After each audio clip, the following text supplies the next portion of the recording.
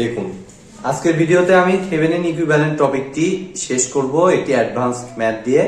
কারণ এসি সার্কিটে Thevenin equivalent plus এটি হবে ডিপেন্ডেন্ট সোর্স রিলেটেড। ঠিক আছে, তো ডিপেন্ডেন্ট সোর্সটা একটু হিসাব করা একটু লেন্দি। ঠিক আছে, সো আমাদের বুঝে শুনে আমাদের ভ্যালু চুজ করতে হবে এই ক্ষেত্রে। ঠিক আছে, তো এখানে দেখুন বলছে যে find the Thevenin equivalent at the terminals A থেকে বি। ঠিক আছে, এ থেকে বি অ্যাকচুয়ালি হবে হলো, আমি এখানে সার্কিটে মেনশন করতে ভুলে গেছি, এই দুই প্রান্ত এ থেকে বি। ঠিক আছে, এ আর বি এর অ্যাক্রসে আমাদের থেভেনিন ইকুইভ্যালেন্টটা বের করতে হবে। তাহলে এখন দেখুন, এখানে ডিপেন্ডেন্ট সোর্স থাকা অবস্থায় আমাদের ভি থেভেনিন হিসাব করাটা বেশি সুবিধাজনক। ঠিক আছে, তো আগে ভি থেভেনিনটা আগে বের করে দিচ্ছি আমি। প্রথমে আমি আমাদের সার্কিট ভি থেভেনিনের সব সোর্সই থাকবে। তো সার্কিটটা আরেকবার আঁকিয়ে ফেলতেছি আমাদের। আচ্ছা, এই দুটোকে এক করে দিচ্ছি, 2 আর -j4, এই দুটোকে এক করে ফেলতেছি আমি, যেহেতু সিরিজে আছে। 2 -j4 ওহম, এদিক দিয়ে I0, এতে 15 অ্যাঙ্গেল 0 ডিগ্রি যে কথা, 15 অ্যাম্পিয়ার একই কথা। এখানে এই দুটো এক করলে আমাদের আসতেছে 4 আর j3 সিরিজে আছে যেহেতু, তাহলে 4 + j3 ওহম।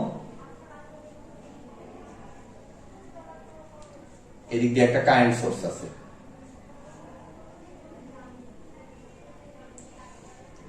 এই আমাদের এ আর বি এর অ্যাক্রসে যে ভোল্টেজটা পাবো সেটাই আমাদের ভি থেভেনিন। তাহলে এটা আমাদের 0.5 I0 দিয়ে দিছে। তাহলে এখন দেখুন কোন প্রসেসে আগাবো, কিভাবে আমরা ভি থেভেনিনটা বের করব।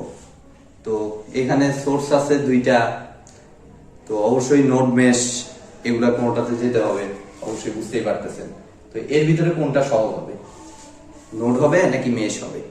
তো মেশ নিলে কিন্তু বুঝতেই পারতেছেন দুইটা লুপ হবে, একটু ঝামেলা হিসাব করা।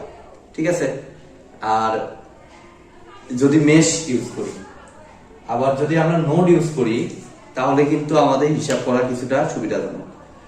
ও অবশ্য নোড মেশ ইউজ করলেও হয়। আচ্ছা আচ্ছা, মেশ আমরা ইউজ করবো না, আমরা নোডই ইউজ করি, নোড ইউজ করা বেশি সুবিধাজনক এখানে।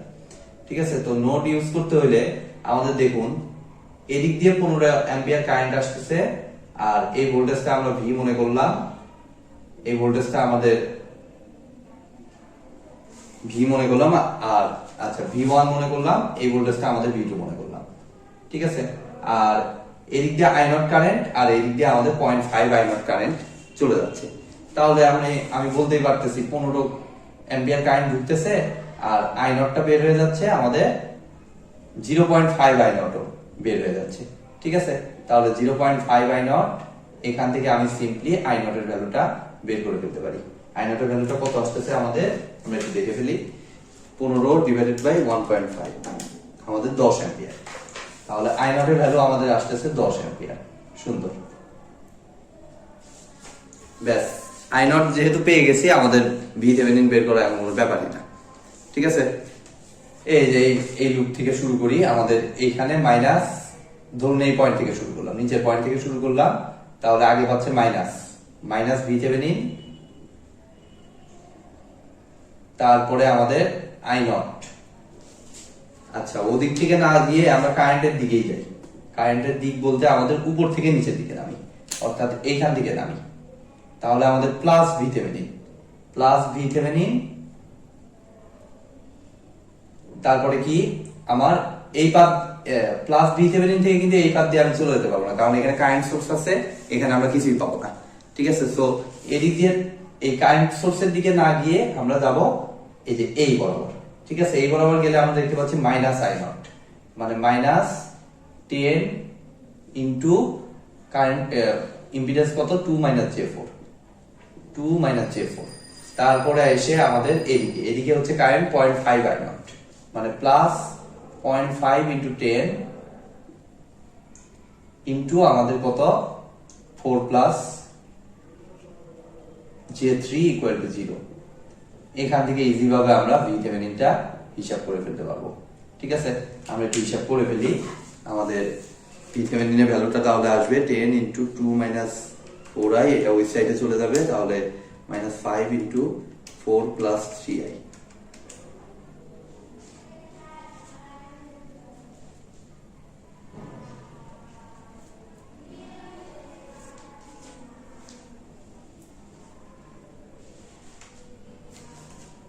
টেন ইন্টু 2 মাইনাস 4i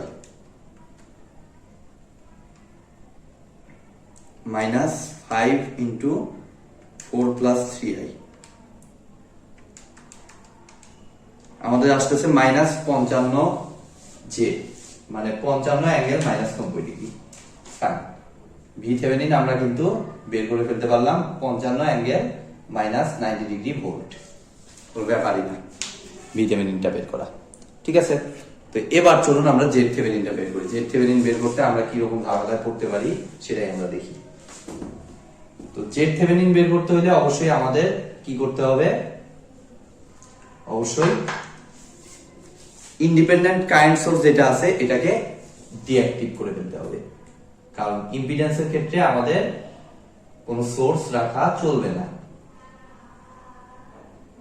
ব্যাস, আমাদের আই নট কারেন্ট আছে, তো সেই হিসেবে আমাদের এখন এই সোর্সটাও ডিঅ্যাক্টিভেট করে ফেলা উচিত। বাট এটা ডিপেন্ডেন্ট সোর্স, এর কারেন্টটা ডিপেন্ড করতেছে এই যে এই কারেন্টের উপর।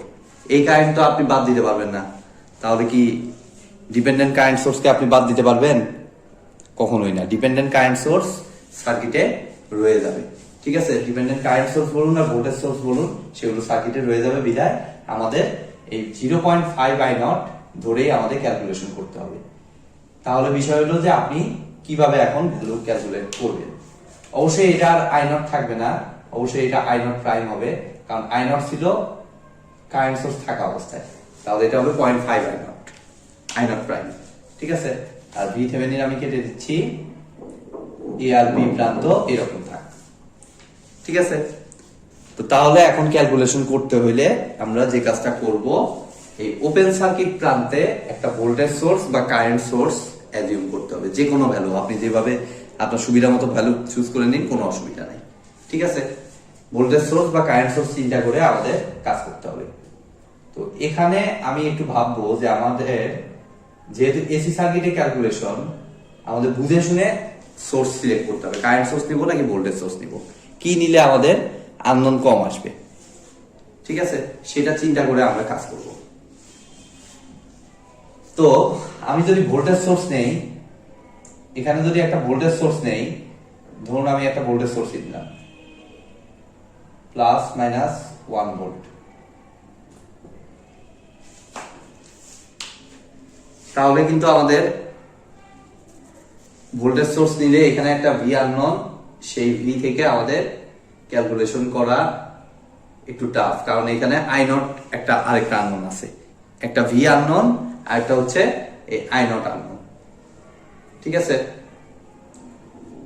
তো আমরা ভোল্টেজ সোর্স না নিয়ে সরাসরি আমরা যদি কারেন্ট সোর্স নেই, তাহলে দেখুন একটা সুবিধা আছে। কারেন্ট সোর্স যদি এখানে নেই,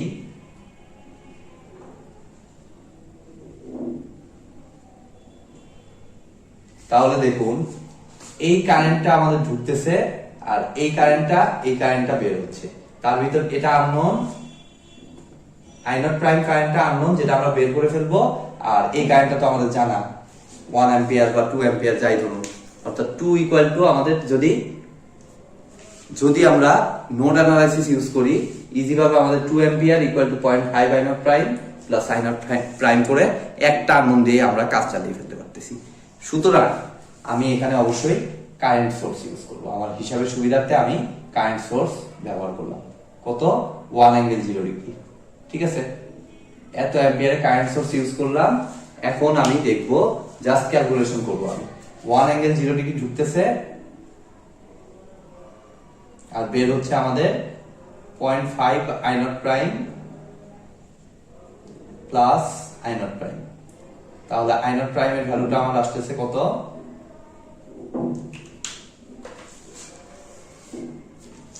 1 ভাগ 1.5, 2/3। আই নট প্রাইমের সুন্দর একটা ভ্যালু 2/3 অ্যাম্পিয়ার, হিসাব করার সুবিধা। ঠিক আছে, এখন জাস্ট খেয়াল করে দেখুন, আমার লাগবে এ আর বি অ্যাক্রসে ইম্পিডেন্স। তো আমরা যেহেতু সোর্স অ্যাজিউম করে নিছি, ইম্পিডেন্স সমান কি, ভোল্টেজ ডিভাইডেড বাই কারেন্ট। তার এ আর বি এর অ্যাক্রসে কারেন্টটা তো আমাদের 1 অ্যাঙ্গেল 0 ডিগ্রি জানাই আছে।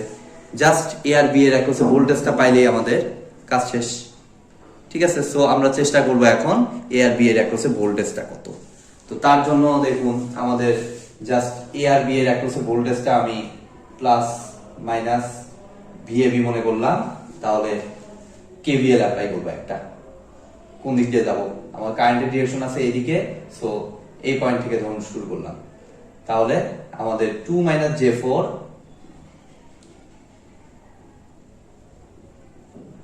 ইন্টু কারেন্ট কত এদিক দিয়ে I not prime, I not প্রাইমের মান কত আমাদের 2/3। তারপরে এদিক দিয়ে এসে অবশ্যই এদিকে কিন্তু যাবো না, এদিকে কারেন্ট সোর্স আছে যে লাভ নেই, মাইনাস ভিএবি যেহেতু মাইনাস পাচ্ছে, তারপরে এসে প্লাস 4 প্লাস J3 ইন্টু আমাদের কত কারেন্টটা কত আমরা আমাদের 2/3 এত ইকুয়াল টু 0। সিম্পলি এখন আমি ভিএবিটা হিসাব করতে পারতেছি। ভিএবি ইকুয়াল টু এখান থেকে আমি দেখি কত হয়, 2/3 ইন্টু 2 2 আর 4 6 মাইনাস 6 মাইনাস I। ভিএবি এর ভ্যালুটা আসতেছে আমাদের 4 মাইনাস J 2/3 ভোল্ট। ভোল্টেজ পাইলাম ভিএবি, কারেন্ট জানা আছে 1 অ্যাঙ্গেল 0 ডিগ্রি। জাস্ট আর এবি অর্থাৎ আর এবি মেইনলি হবে আর থেভেনিন, আর থেভেনিন হবে এই VAB divided by 1 angle 0 degree, অর্থাৎ যা ভ্যালু পাইছি এটাই হবে আমাদের আর থেভেনিনের ভ্যালু। অর্থাৎ 4 মাইনাস J 2/3 টাকে যদি আমরা একটু দশমিকে নেই তাহলে আমাদের কত আসতেছে, মাইনাস J 0.667 এত ওহম। আমাদের কিন্তু সরি আমি এখানে আর থেভেনিন লিখে ফেলেছি, এটা ডিসি সার্কিট না এসি সার্কিট, অবশ্যই এটা হবে Z Thevenin. Z Thevenin equal to VAB divided by 1 angle 0 degree হিসাব করে আমাদের সুন্দর একটা রেজাল্ট চলে আসলো। আজকের মতো ভিডিওটি এ পর্যন্তই। ভিডিওটি যদি ভালো লেগে থাকে অবশ্যই ভিডিওতে একটি লাইক দিবেন, বন্ধুদের সাথে বেশি বেশি শেয়ার করবেন, আর চ্যানেলে নতুন হয়ে থাকলে অবশ্যই চ্যানেলটি সাবস্ক্রাইব করবেন। ধন্যবাদ।